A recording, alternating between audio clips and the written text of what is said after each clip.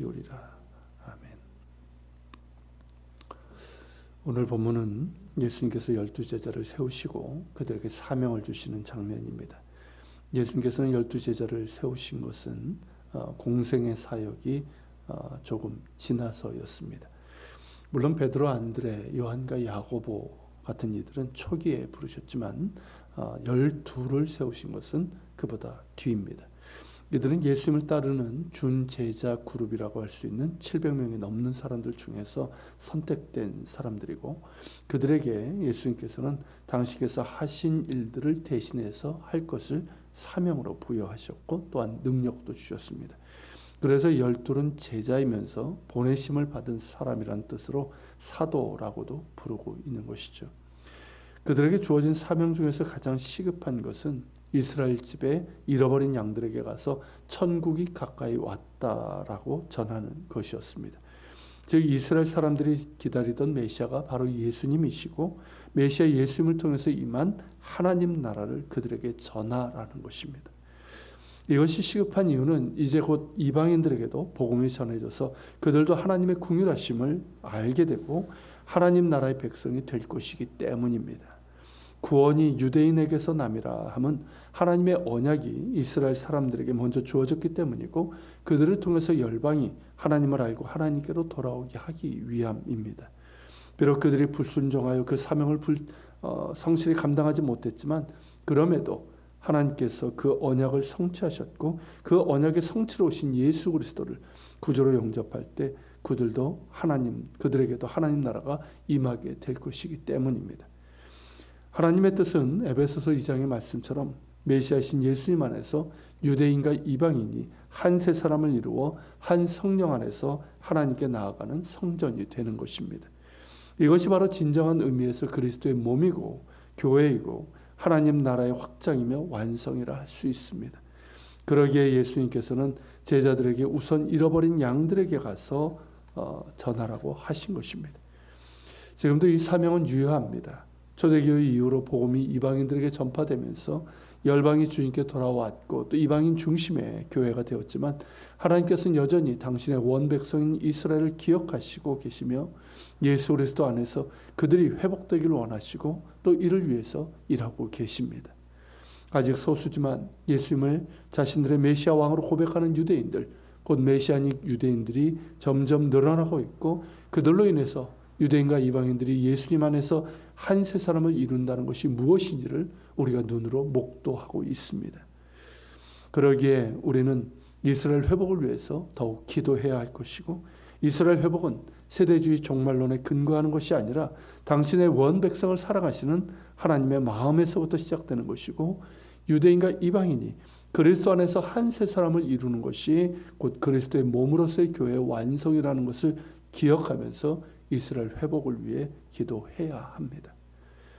그렇게 이스라엘의 잃어버린 양들에게 찾아가 하나님 나라의 복음을 전하게 하신 예수님께서는 부활 승천하시기 전에 제자들에게 땅끝까지 이르러 주님의 증인이 되는 사명을 맡겨주셨습니다. 그러기에 교회는 이스라엘 회복을 포함해서 열방이 주님께 돌아오는 선교에 우선해야 되고 선교적인 교회가 되어야 합니다.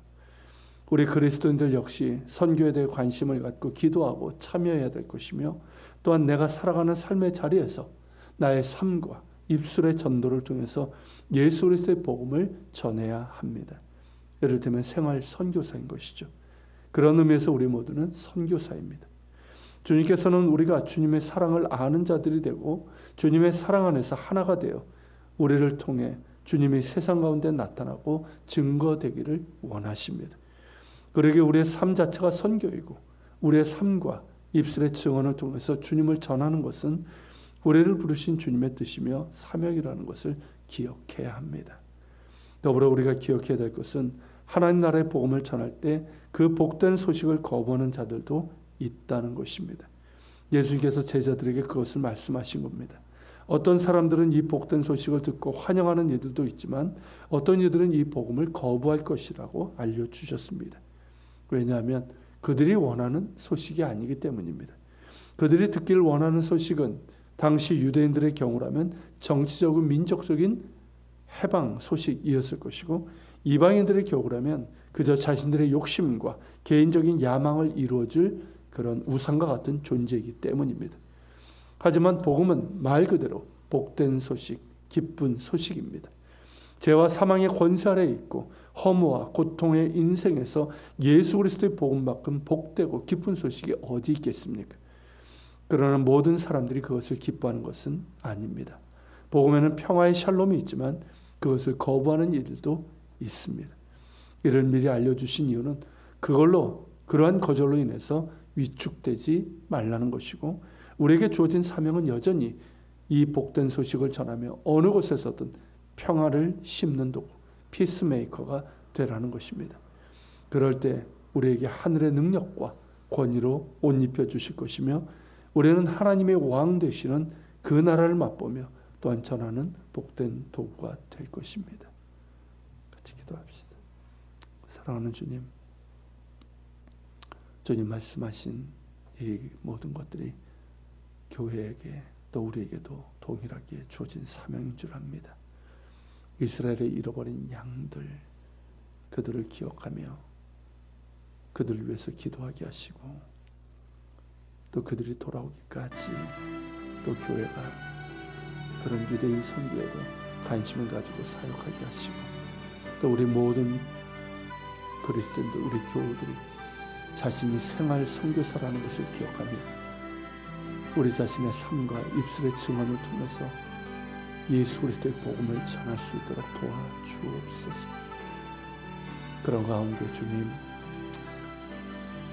우리가 때로는 거절을 당하고 위축되는 상황이 있지만, 그러나 주님 말씀하신 것처럼 위축되지 않게 하시고 우리에게 주어진 사명을 끝까지 감당케 하여 주옵소서.